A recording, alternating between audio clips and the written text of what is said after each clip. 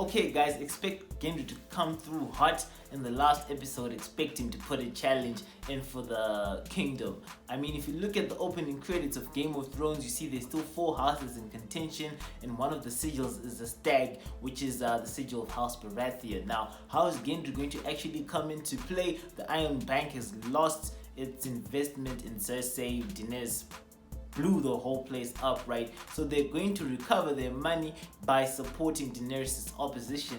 And in this case, you say actually Varys, before he gets popped by Daenerys, writing a letter, and I'm sure that letter was going to the Iron Bank. So the Iron Bank is going to approach Jon Snow and say, hey Jon Snow, the people love you, the people fear Daenerys, how about we back you for a brawl with Daenerys? And Jon Snow, if he's serious about actually not wanting to be king, he's going to refer them to Gendry, who, as you've seen already, does not have a problem assuming position since he's coming down from the gutter. I mean, he started at the bottom, now we're here type of thing. So Gendry, with the backing of the Iron Throne, is probably going to get another army. I hope a better army than the Golden Company, and actually put up a challenge to Daenerys. So expect that to happen, guys.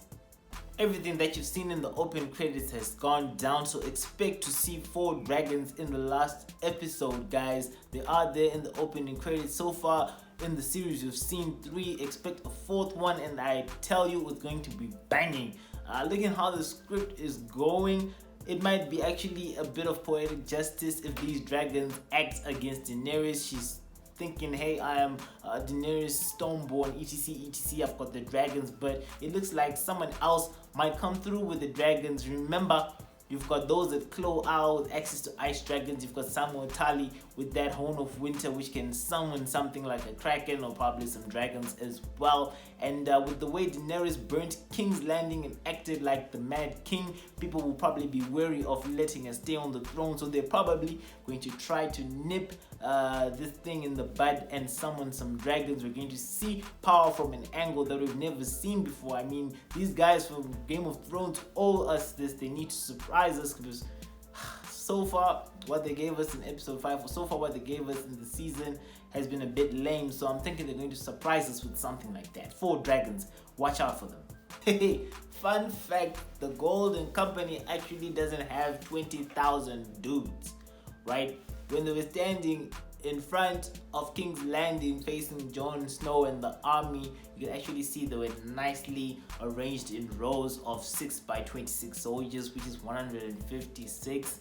And if you actually count the number of formations that were there, or those whatever rectangles they were standing in, those guys are not even 2,000. So I don't know if the Iron Bank should actually come for its debt, because it shortchanged Cersei. I know it's probably Game of Thrones doing some HR there and paying less in terms of extras, but that was a bit too obvious. That was a bit too much, guys. Can you please fix that? I also actually thought that the Unsullied were not 8,000, and I was tempted to try and count them while they were walking out of where were they? I think it was Qarth. I don't know where they walked out of, and you could tell that these guys are not even 8,000. But you know, when people are enjoying the series, they don't actually see these things, but I noticed that. As you know by now, predictions are my strong suit on the channel. So for a quick recap, I told you Cersei is going to die somewhere alone in a secluded place, and that's exactly what happened. She died alone with Jaime. I told you that Jaime was going to die, and that's why Bran didn't snitch on him and told him, you know what, if you die now, how will we use you in the war? The kid already knew that that dude was going to die. I told you that Varys was going to betray Daenerys, and it did so, and they got fried for that. So Cersei has not gotten to the Iron Throne as I predicted, and Daenerys is not going to get there too. That's my prediction, and I'm saying it now. It looks like she's winning, but trust me, there's going to be a twist at the end of all this. I also predicted the fights between Euron and Jaime, and I also predicted the fights between the Cleganes. That was really epic how that ended. So far, predictions looking good. I've got more than 15 on points. So Daenerys is acting as cocky as ever, and the way that she destroyed King's Landing when there was no need to do that is going to ensure that she's got no allies left, especially Tyrion. He watched her destroy his home when he actually begged her not to do that. So with the way she's been treating him the last 4 or 5 episodes, expect him to flip on her and do something bad. Maybe it might actually be instrumental in the deal that's going to make the Iron Bank back either Jon Snow or Gendry in the last episode. So it's not really looking good for Daenerys. Now also has the Iron Bank on the other side. The Iron Bank basically owns the country because it owns all the dollars in the country. So in addition to the whole list that I mentioned before with Sansa, the Northmen, Jon Snow, and a whole lot of other people like Bran who are against Daenerys, now you've got the Iron Bank on top of that, and Tyrion. Tyrion also lost his best friend. He's probably regretting the decision that he made to snitch on him, and he probably might want to make good on that. So expect Daenerys to not get to the Iron Throne because dragon or not, I don't think she's able to contain the whole country. I don't know how she's going to rule that country with everybody against her, and her dragon can't fly everywhere. More so, people actually know how to kill that thing. I mean, she did take Euron and the Iron Fleet by surprise, but not sure she's going to be able to do that this time around. So expect Daenerys to not get to the throne, leaving the dark horses that I stated earlier in contention for that.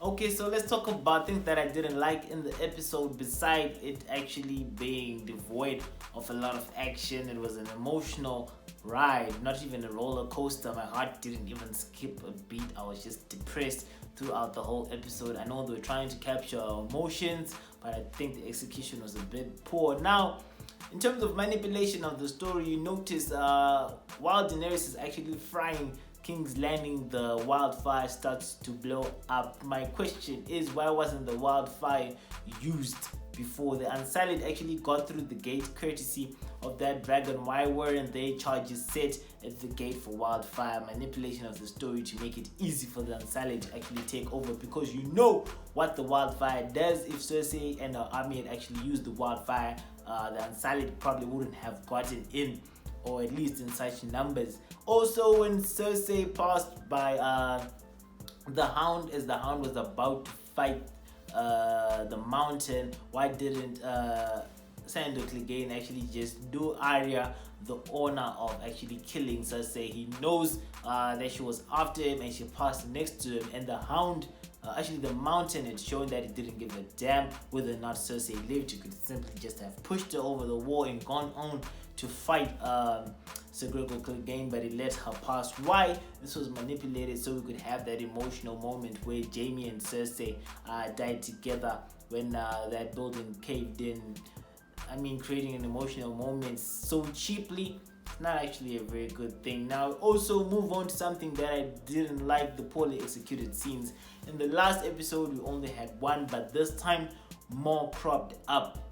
The other two poorly executed scenes that I came across was when Lord Varys was actually writing his letter to the Iron Bank. You actually notice that when that little girl knocks, he puts paper on top of that letter, and the ink should have smudged as it did not dried up if you actually look closely. But when he is actually sure that the person coming in is not an enemy, he continues to write on that smudged piece of paper. That's some poor production, guys. Pay attention to detail. And I've already noted as a fun fact that another poorly executed scene is when the Golden Company was actually standing outside King's Landing. You actually count those dudes and you see that they're nowhere near 20,000. So you know the Unsullied are nowhere near 8,000, which puts a sour taste in my mouth because I'm an analyst like that.